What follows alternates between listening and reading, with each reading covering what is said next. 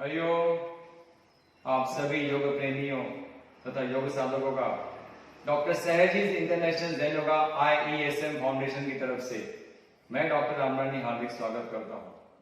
हाल ही में दिसंबर 2020 में 20 तारीख को इस जैन योगा आश्रम का उद्घाटन समारोह संपन्न हुआ। उसके बाद 16 जनवरी से लेके 24 जनवरी तक जैन योगा प्राथमिक कोर्स, जो दुनिया का सबसे पहला प्राथमिक कोर्स है जैन योगा के बारे में, उसका आयोजन किया गया हमारे इस जैन योगा आश्रम में।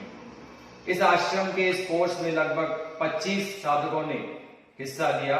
उसमें से 12 महिलाएं थी और 13 पुरुष थे और 25 साधकों ने पूरे लगन से इस कोर्स का पूर्ण लगन से अभ्यास किया और इसे पूर्ण किया।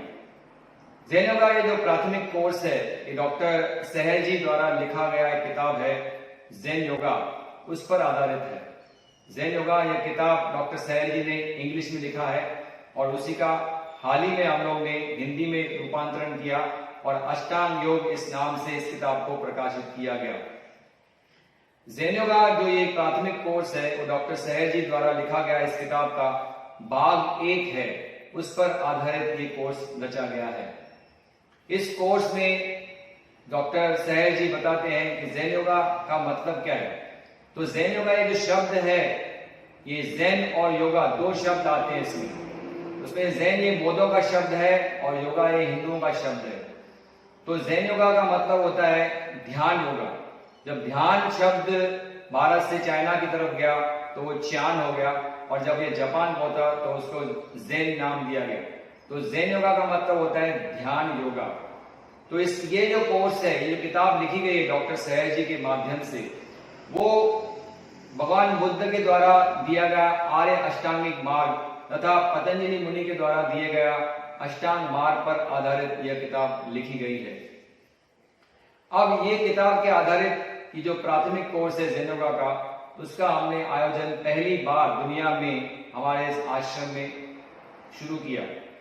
तो इस कोर्स के दौरान जो सुबह की दिनचर्या होती है, वो सुबह 6 से लेके रात को 11 बजे तक कोर्स के पार्टिसिपेंट्स को जो जैन योगा प्राथमिक कोर्स में जो भाग 1 है किताब का, जो जैन योगा का भाग 1 है, उस पर जो भी प्रैक्टिकल प्रक्रियाएं हैं, जो प्रायोगिक प्रक्रियाएं हैं, उसका अभ्यास तो साधकों को कराया जाता है। इसके अलावा पूरा जो जैन योगा भाग 1 है, वो साधकों को व्याख्यानों के स्वरूप में पढ़ाया जाता है।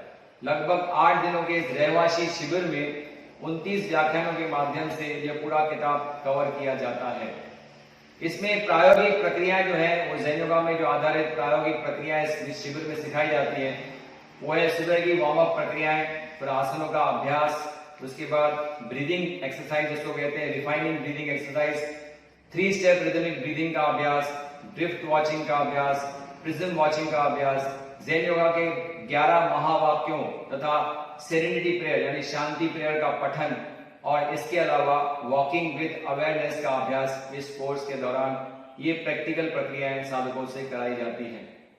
अब जैन योगा इस शिविर में जो भी आध्यात्मिक क्षेत्र में साधक ज्यादा गहरी रुचि रखते हैं, उनके लिए ये शिविर बहुत ही परफेक्ट इंट्रोडक्शन है अध्यात्म के लिए।